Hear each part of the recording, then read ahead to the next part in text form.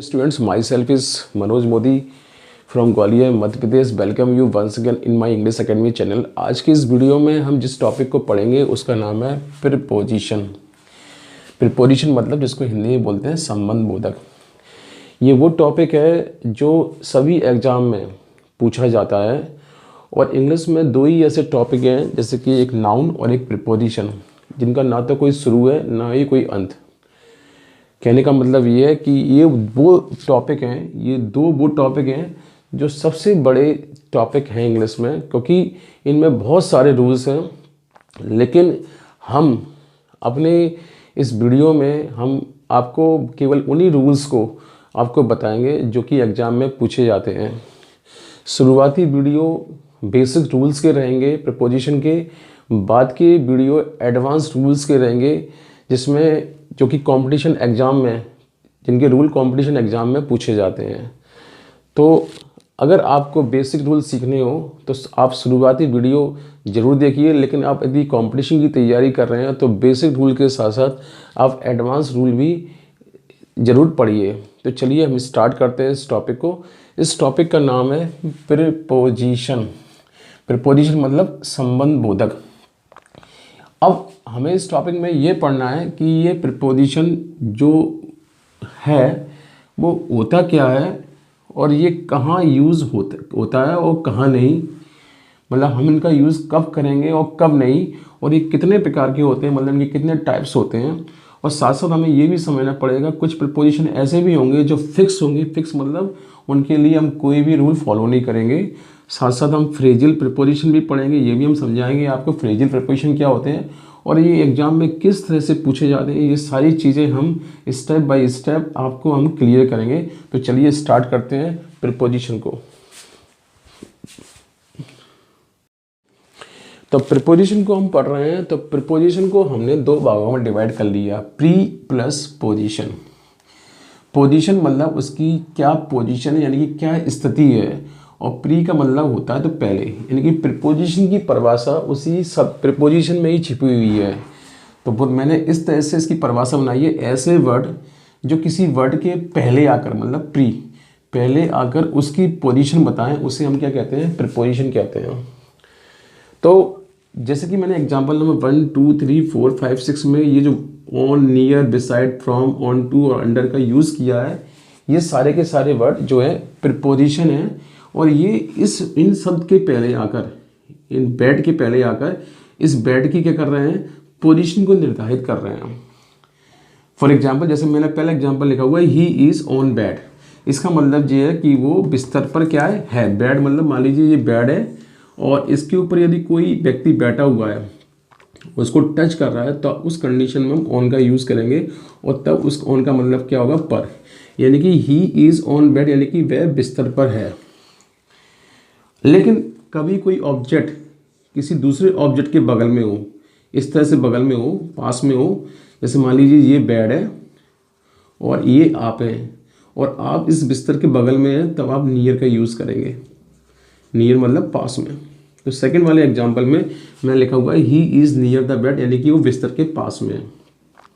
लेकिन जब आप बिस्तर के बिल्कुल पास होंगे, कहने का मतलब ये है कि जैसे मान लीजिए बेड ये और इस बिस्तर के बिल्कुल आप पास में खड़े हैं, तब आप बिसाइड का यूज़ करेंगे। बिसाइड का मतलब भी क्या होता है, पास में, राइट। तो इस सेंटेंस में लिखा हुआ है, he is beside the bed, यानी कि बिस्तर के पास में है। फोर्थ एग्जाम्पल में लिखा हुआ है, ही जम्प फ्रॉम द बेड, यानी कि वो कूदा है। तो कहाँ से कूदा है, बिस्तर से कूदा है, मतलब ऐसे। तो जब कोई ऑब्जेक्ट किसी दूसरे ऑब्जेक्ट से इस तरह से जंप लगाए, तब उस कंडीशन में हम क्या का यूज़ करेंगे, फ्रॉम का यूज़ करेंगे।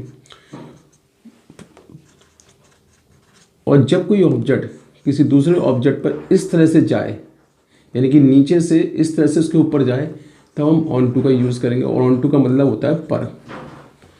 और लेकिन जब कोई ऑब्जेक्ट किसी दूसरे ऑब्जेक्ट के नीचे हो, मतलब मान लीजिए बेड ये है और इस बेड के नीचे आप है, तब आप अंडर का यूज़ करेंगे। तब अंडर का मतलब क्या होगा, नीचे। तो इस तरह से हम सेंटेंस में ये देख लेंगे कि नाउन की पोजीशन कहाँ पर है। अगर नाउन की पोजीशन नीचे है तो अंडर का यूज़ करेंगे, नाउन नीचे से ऊपर गया तो ऑन टू का यूज़ करेंगे, नाउन ऊपर से नीचे आया तो फ्रॉम का यूज़ करेंगे, नाउन बगल में है तो बैट का यूज़ करेंगे, नाउन पास में है तो नियर का यूज़ करेंगे, और नाउन यदि ऊपर है तो ऑन का यूज़ करेंगे। तो जैसा कि मैंने डेफिनेशन में लिखा हुआ है, ऐसे वर्ड जो किसी वर्ड के पहले आकर उसकी पोजीशन को निर्धारित करें उसे हम क्या कहते हैं, प्रीपोजिशन कहते हैं।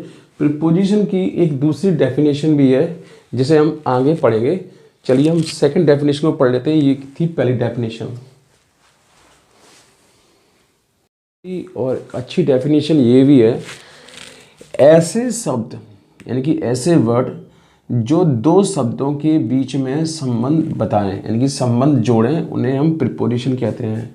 मतलब प्रीपोजिशन वो शब्द हैं जो दो शब्दों के बीच में संबंध जोड़ते हैं।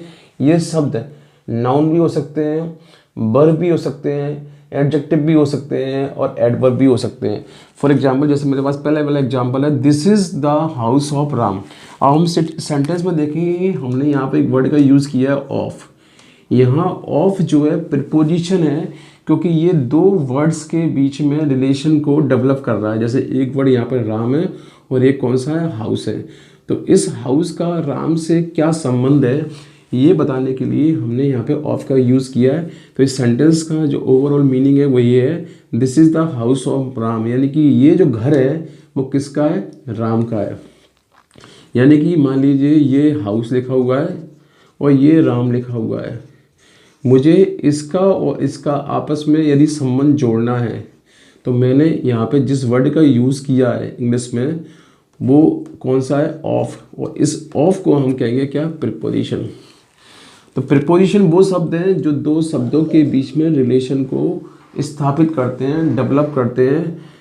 जैसे कि example number second, he goes to play. अब इस सेंटेंस में आप देखेंगे, इस सेंटेंस में मैंने टू का यूज़ किया हुआ है। ये टू जो है इस वर्ड और इस वर्ड यानी कि इन दोनों वर्ड्स के बीच में रिलेशन को डेवलप कर रहा है। अब ये दो वर्ड कौन सी है, प्ले। प्ले क्या है, यहाँ पे एक वर्ब है, और गो भी क्या है, यहाँ पे क्या है, एक वर्ब है। गो भी क्या है, वर्ब है।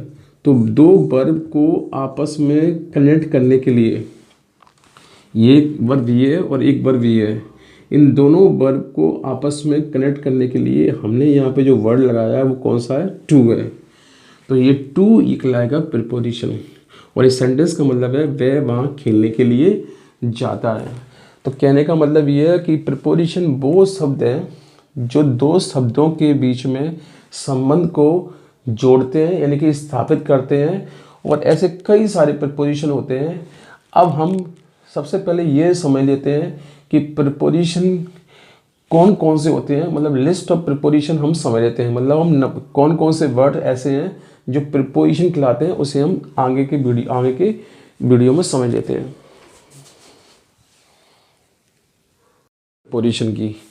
प्रीपोजिशन जो होते हैं वो कई तरीके के होते हैं। जैसे सबसे पहला है सिंपल प्रीपोजिशन।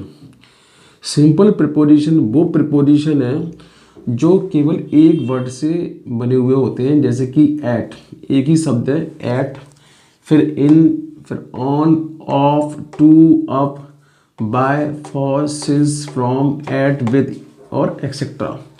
तो ये वो वर्ड हैं जो केवल एक ही शब्द से मिले बनकर बने होते हैं, इसलिए इनको कहते हैं सिंपल प्रीपोजिशन।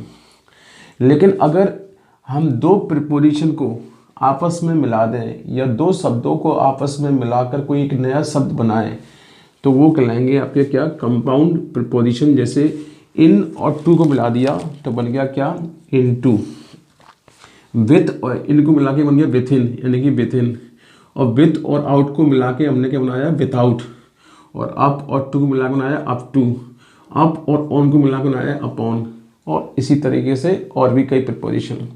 तो कंपाउंड प्रीपोजिशन वो प्रीपोजिशन है जो दो प्रीपोजिशन को जोड़ के बनाए जाते हैं। जैसे इन और टू को मिला के बन गया इन टू। विथ और इनको मिला के बन गया विथ इन। और विथ और आउट को मिला के बना के बन जाएगा कौन सा, विथआउट। यानी आउट भी लिखते हैं यहाँ पे। तो विथ और आउट को मिला के बन गया विथआउट। इसी तरीके से और भी कई प्रीपोजिशन हो सकते हैं। जैसे ए प्लस क्रॉस यानी कि अक्रॉस, राइट। अब हम बात करते हैं वर्बियल प्रीपोजिशन की। तीसरे नंबर पर है वर्बियल प्रीपोजिशन।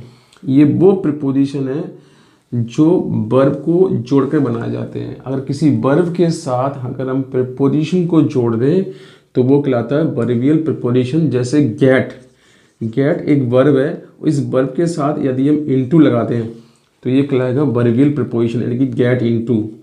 और इसका मतलब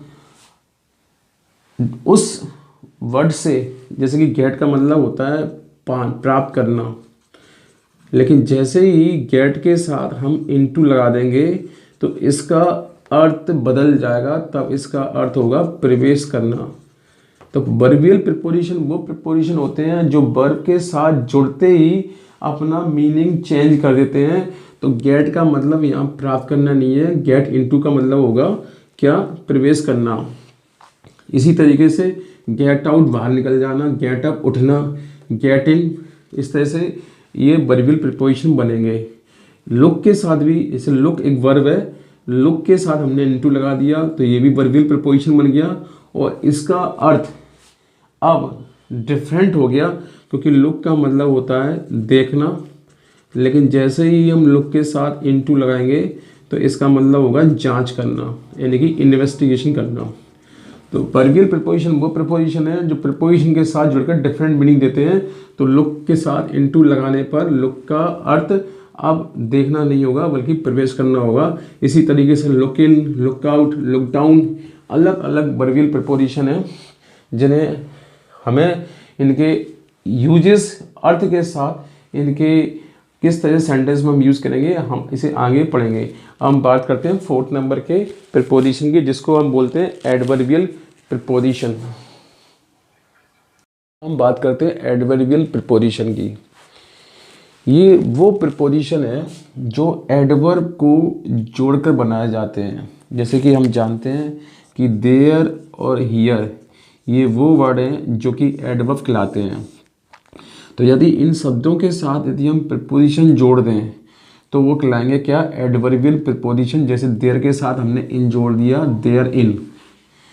देयर के साथ हमने आफ्टर जोड़ दिया तो देयर आफ्टर। देयर के साथ हमने ऑन जोड़ दिया तो देयर ऑन। इसी तरीके से हियर के साथ हमने इन जोड़ दिया, हियर इन, और हियर के साथ हमने आफ्टर जोड़ दिया तो हियर आफ्टर। तो इस तरह से ये जो वर्ड्स हमारे सामने जो हैं उन्हें हम कहेंगे क्या, एडवर्बियल प्रीपोजिशन, क्योंकि उसमें प्रीपोजिशन है और साथ में क्या है, एडवर्ब है। तो ये कहलाएंगे आपके एडवर्बियल प्रीपोजिशन। अब हम बात करते हैं 5th नंबर पर फ्रेजियल प्रीपोजिशन। ये वो प्रीपोजिशन है जो दो या दो से अधिक शब्दों से जुड़कर मिलकर बनते हैं और एक डिफरेंट अर्थ देते हैं, यानी कि अलग अर्थ देते हैं। फॉर एग्जाम्पल जैसे लिखा हुआ है इन ऑर्डर टू।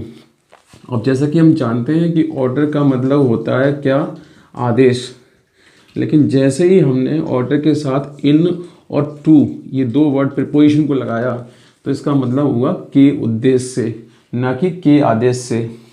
उसी तरह से ऑन अकाउंट ऑफ, इस सेंटेंस में हम देखेंगे, इस प्रीपोजिशन में हम देखेंगे इसमें अकाउंट का यूज़ किया है, और जैसे ही हमने इस अकाउंट के साथ हमने ऑन और ऑफ लगा दिया तो इसका मतलब होता है की वजह से। और अगला जो वर्ड है on the bank of, bank के साथ जैसे ही हमने ऑन और ऑफ लगाया तो इसका मतलब हो गया के किनारे। यानी कि फ्रेजियल प्रीपोजिशन वो प्रीपोजिशन है जो दो या दो से अधिक शब्दों से मिलकर बने होते हैं, उनमें प्रीपोजिशन का समावेश होता है, मतलब प्रीपोजिशन उनके अंदर रहते हैं। उन प्रीपोजिशन की संख्या एक और एक से ज़्यादा हो सकती है। जैसे ही ये प्रीपोजिशन दूसरे शब्दों से मिलकर बनेंगे तो ये डिफरेंट अर्थ देंगे, मतलब ये वो अर्थ नहीं देंगे जो इनका अर्थ होता है। तो ये थे फ्रेजियल प्रीपोजिशन। अब हम आगे की वीडियो में हम स्टेप बाय स्टेप इनके रूल को सीखेंगे। शुरुआती वीडियो में जैसा कि मैंने बताया था हम बेसिक रूल सीखेंगे, आगे के वीडियो में हम इसके एडवांस रूल सीखेंगे। तो शुरुआती जो रूल रहेंगे वो आपके लिए एक सिंपल रूल रहेंगे, लेकिन जो बाद के जो एडवांस वीडियो रहेंगे, प्रीपोजिशन के एडवांस रूल्स के वीडियो रहेंगे, उसमें आप उन रूल्स को देखेंगे जो कि कॉम्पिटिटिव एग्जाम में पूछे जाते हैं। तो जो लोग केवल एकेडमिक पर्पस से प्रीपोजिशन पढ़ना चाहते हैं उनके लिए शुरुआती वीडियो यूज़फुल है, और जो लोग कंपटीशन की तैयारी कर रहे हैं उनको ये सारे वीडियो शुरुआत से लेकर जहाँ तक मैं बनाऊंगा वो सारे वीडियो देखने होंगे, तभी आपको ये टॉपिक प्रपोजिशन ढंग से समझ में आएगा। Thank you. आई थिंक आपको ये मेरा ये वीडियो पसंद आया होगा। ये था प्रीपोजिशन का पार्ट नंबर 1 वीडियो। अगर ये आपको वीडियो मेरा पसंद आया हो तो आप मेरे कंटेंट को लाइक कीजिए, दैट मीन्स चैनल को लाइक कीजिए, चैनल पर नए हैं तो चैनल को सब्सक्राइब कीजिए और अपने ज़्यादा से ज़्यादा फ्रेंड्स को इसे शेयर कीजिए। Thank you.